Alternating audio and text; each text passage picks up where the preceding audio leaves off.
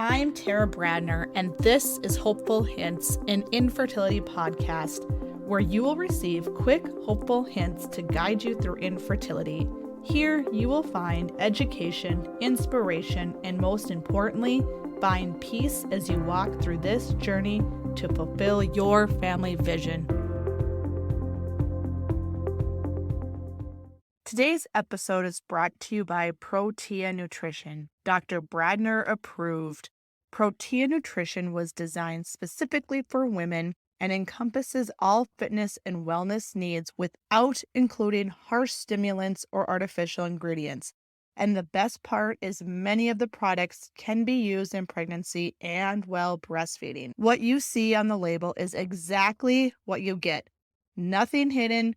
No special mixes, just science-based ingredients at effective doses, keeping your long-term health in mind. Check out the link located in today's show notes to check out all of Protea's supplements, including my favorite fertility-friendly products. Welcome to Hopeful Hints. I'm your host, Dr. Tara Brandner, and I'm so excited to bring today's guest to you, Tess Kossow. Her story is so impactful for many reasons. And naturally, we just became best friends prior to recording. I just love connecting with others, especially in this fertility space. There's some amazing people out there. And I hope that today's episode connects you with just one more amazing coach that I fully support. So without further ado, Tess, welcome to Hopeful Hints. Thank you. Happy to be here and excited to reach your audience and sharing a little bit about myself. Let's dive right into that. Share with us your connection to infertility. I am someone who has been diagnosed with infertility. So I have walked the walk of knowing what it's like to try to have a baby and not have it happen as soon as you want it to. My very close connection is that I've gone through IVF to have my son. He is my last embryo and our miracle baby and our rainbow baby, which, yes, I have suffered a miscarriage through IVF. And also my connections after that life experience has been, I'm an author of a children's picture book series called I'm Very Ferris, where IVF is in the title. It's the very first children's picture book series that tells IVF through a child's perspective.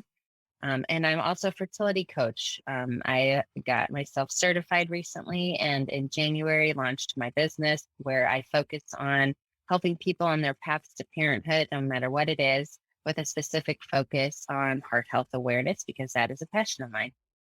Can you share briefly a little bit, Tess, why heart focus is your area? I think there is so much to be shared on this, but share briefly about why that's connected with you.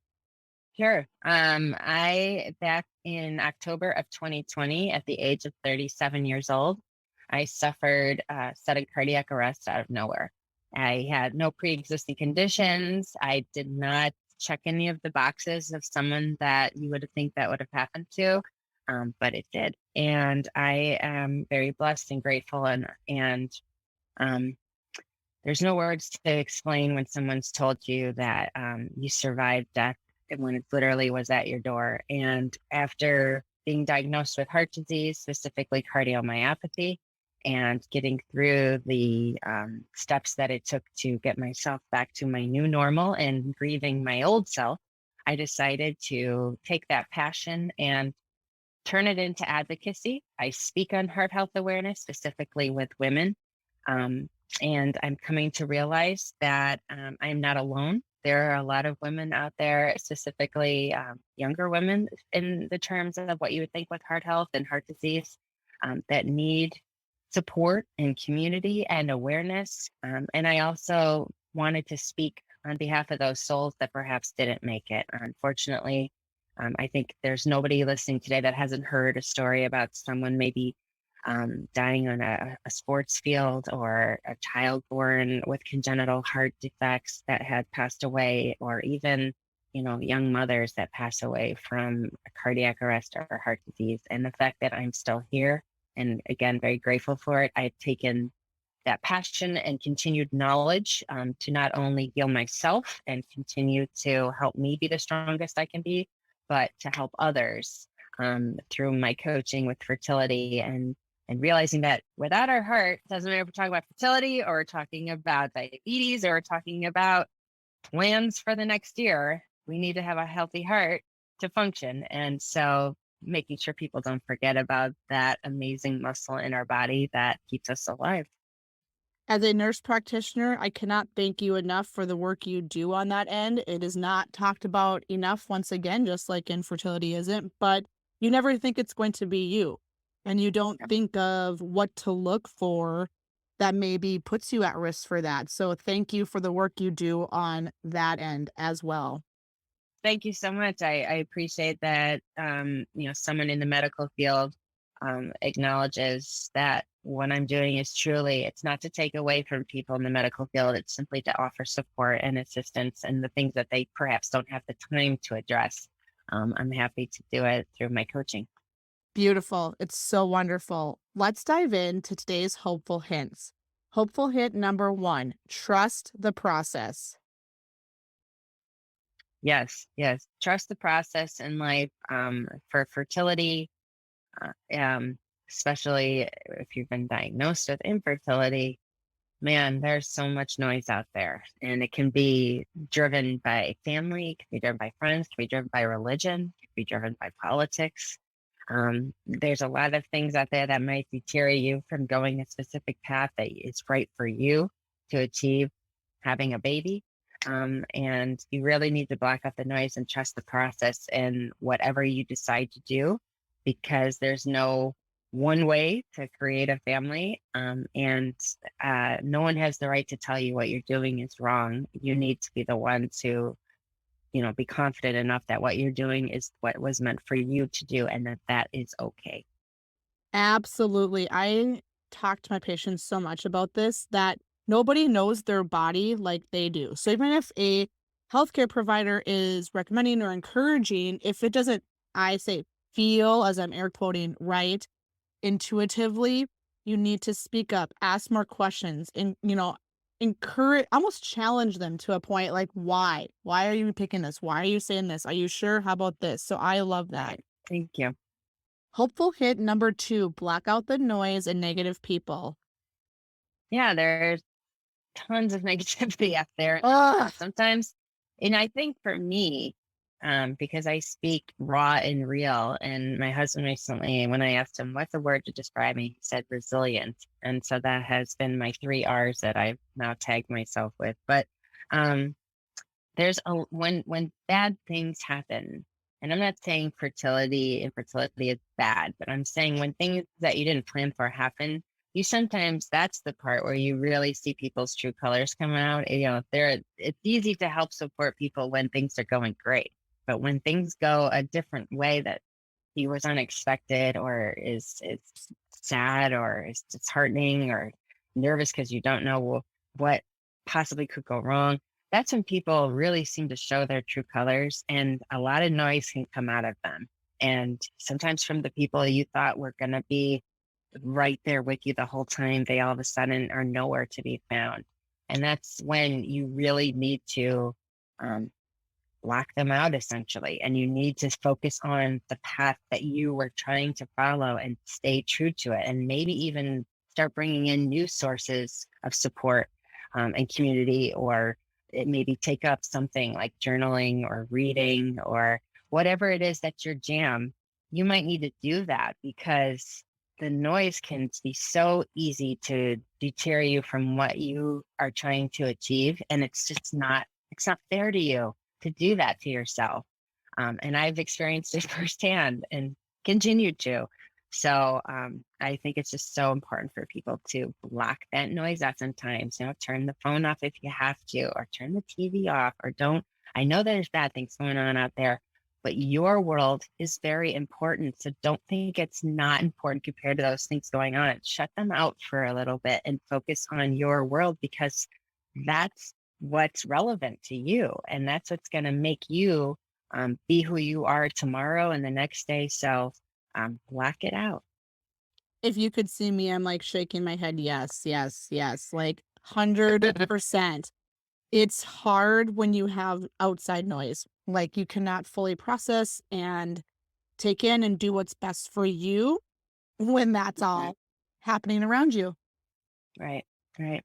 And hopeful hint number 3, the best views come after the hardest climb. I love this one. Yeah, I have learned in the last 5 years of my life. I have walked, I think, the hardest walks of my life, unexpectedly. Again, you don't know what lies ahead, but when I decided I was ready to have a baby and realized it wasn't going to happen, and then needing assistance from the outside and having to learn literally word by word what things meant. And still today, looking back, thinking, oh my God, if I had known the things I know now, would I have gone through IVF? Like, what would I have done if all 7 embryos stuck around? And does that mean that I would have gone to have 7 babies? I mean, like, there's so much that I didn't know that I know now, but that hard climb to get there. And just, again, that's going back to the first 2 points of blocking the noise and trusting the process. And now seeing after that hard climb of infertility and IVF, like, I have a son today. I have a baby boy that I never thought that I would get to hold in my arms and watch grow and get to enjoy and realize how normal that after that hard climb is, how normal it is to have a child also. He's a miracle, but he's just like any other sometimes super crazy soon to be 4-year-old can be. But that's part of the fun of it, is that I get to remember, hey, as much as this hard stuff has happened to me, I'm also completely normal. Like when my kid, picks up food off the floor and eats it, like, yep, that baby's still 100% normal like the other kids over there. So I have nothing to worry about. But the climb of life can be so difficult. Sometimes we wonder, why are we on it? Why is this happening to me? Why does everything seem to be going the wrong way? But then for me, again, someone that had to go through a lot of hard work to have a baby and then to immediately get slapped with heart disease and have to navigate through that with no guidance from family and nobody I could look back to and say, how did you get through this? And what did you do? Like, literally, I'm teaching myself and making connections myself. And I look down, after surviving both of those, essentially, I I have the best view in the world. I'm alive. I'm happy. I'm doing what I love to do. I'm meeting new people. I'm a mom. I can get up and walk every day and enjoy the small things in life that mean the most to me. And I feel bad for some of the people that maybe will never get to understand and be grateful for those things because maybe they just didn't get hit hard enough with something that would make them realize just how darn lucky they are. So I think it's important to remember when you're going through something that the best view really does come after that hardest climb there. And you're going to see, like, it might not be something you resonate with now. You might not get it tomorrow, but just give it time. Because you're going to see it's truly amazing how strong you can be when that's the only choice you have. And it's going to be worth it. So beautiful, Tess. Oh, I just love, love, love this. Let's share. Where can we find you? Tell us more about your book as well, because I have a collection of books that I read to Hayden, and they all deal with infertility, including Mr. Ferris over there. They are his favorite. The older he gets, I'm already introducing to him, that he came in a very special way. So share more about your book and where we can find you at if we want to learn more about how to work with Tess. Sure. I am on social media, specifically Facebook, LinkedIn, and Instagram, and I go by my real name, just Tess Kossow. You will find me there. And I have my website, which is how I administer all of my business. You can purchase books through tesskossow.com. You can book fertility consulting sessions through there. You can book me to be a speaker. I speak on heart health and heart disease prevention after my work with American Heart and Go Red for Women. So I have all that information there. And I even have a podcast that I started right after I had heart disease diagnosis. And I continue to do that. Something that I do for fun to feature women products as sponsors and services as sponsors, as well as guests. Everything is administered through tesskossow.com. And these books, again, they were the start of my running my own business. I used to work in corporate media, and my son's, when he was 16 weeks old, I left that and I started my own business. And I didn't know what it was going to be, but I knew that it was going to be something that would be different, new to the world, and help others. And at the time, what hit me was a book, and a children's book specifically. And so that's where I'm Very Ferris is. It's also with Amazon and Barnes and Noble, and online through major big box stores like Target and Walmart and so forth. But those books are my babies. They're my passion of where I am today. And they're not done either. My goal is to get a third book out soon, as I continue to, every book has a very passionate storyline, and I put 100% efforts into the words and the pictures. And I think that's, the beauty of creating a product is, that's yours. And so I don't take writing lightly, and I don't publish a book until it's absolutely perfect. So I'm very proud of those two books, and to where essentially they have gotten me today. Love it. Thank you so much, Tess, for being on Hopeful Hints. You are a wonderful person and you've been through so much. You have so many stories to share, and we look forward to talking to you more.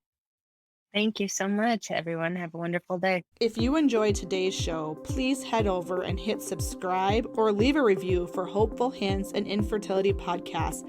Thank you so much for listening, and we'll see you back here next week, Tuesday.